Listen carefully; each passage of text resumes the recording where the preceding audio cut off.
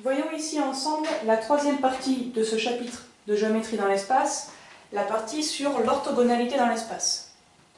On démarre avec la définition de deux droites orthogonales. Deux droites sont dites orthogonales si leurs parallèles passant par un même plan sont perpendiculaires dans le plan qu'elles définissent. Ok, donc il faut faire un petit peu, et là je vais faire un mini jeu de mots, le parallèle entre les droites perpendiculaires et les droites orthogonales. Perpendiculaire, ça marche que quand les deux droites sont coplanaires. Orthogonales, nos droites peuvent être non coplanaires. Voyons ici le cas de la droite GC, ici la verticale qui est là, okay, et la droite EF. Ces deux droites, remarquez-le, sont non coplanaires. On ne peut pas trouver un plan qui passe par ces deux droites en même temps.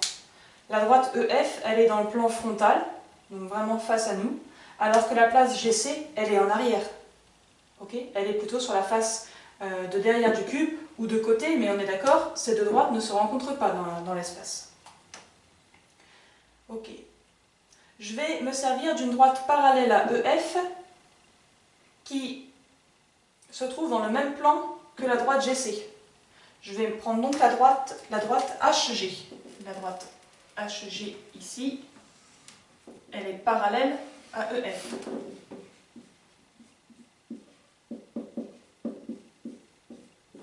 D'accord ? Et HG et GC sont forcément coplanaires, hein. Elles sont sécantes en G, mais elles sont aussi perpendiculaires.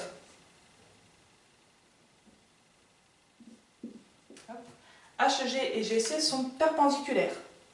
Ok, eh bien j'en déduis simplement que GC et EF sont, elles, orthogonales. Voilà pour la première définition. La seconde définition, c'est l'orthogonalité d'une droite par rapport à un plan.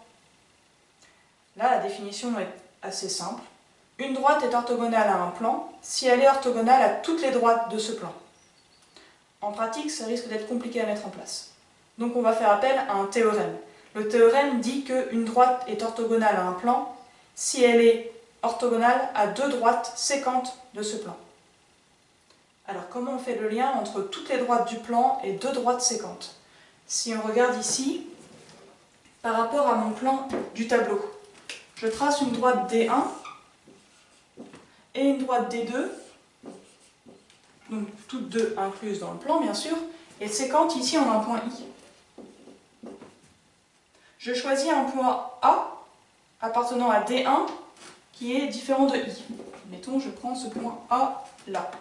Et je choisis un point B qui appartient à D2, différent de I aussi, par exemple, ici. Si maintenant je regarde le plan IBA, eh bien il est confondu avec le plan du tableau. Donc je peux résumer tout mon tableau à ces deux droites séquentes. Il suffit après de trouver deux points, n'importe lesquels sur les deux droites, et ça y est, j'ai trouvé le même plan que celui du tableau.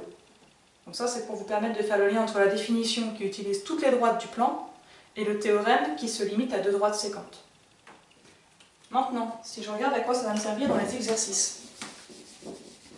Si on cherche à démontrer l'orthogonalité de la droite GC et de la droite BD, qui est ici.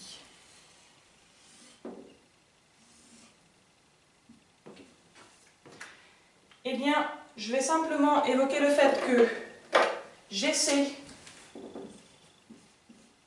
elle est perpendiculaire à CD. Elle est aussi perpendiculaire à BC. D'accord, hein, c'est un cube. Donc GC est aussi perpendiculaire à BC. Or, les droites CD et BC, les droites CD et BC sont deux droites séquentes, d'ailleurs elles se coupent en C, et elles sont toutes les deux incluses dans le plan ABC.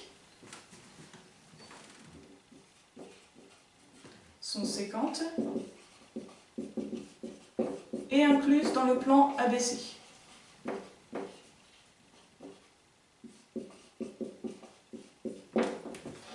Ok. Donc GC est perpendiculaire à deux droites séquentes du plan ABC. J'en déduis que GC elle est orthogonale au plan ABC.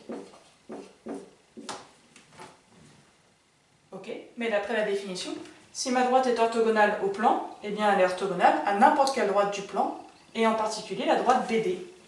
Donc j'en déduis que la droite GC est orthogonale à la droite BD. Et c'est terminé. Comme toujours, vous n'hésitez pas, hein, j'attends vos questions et vos commentaires. Ok, merci.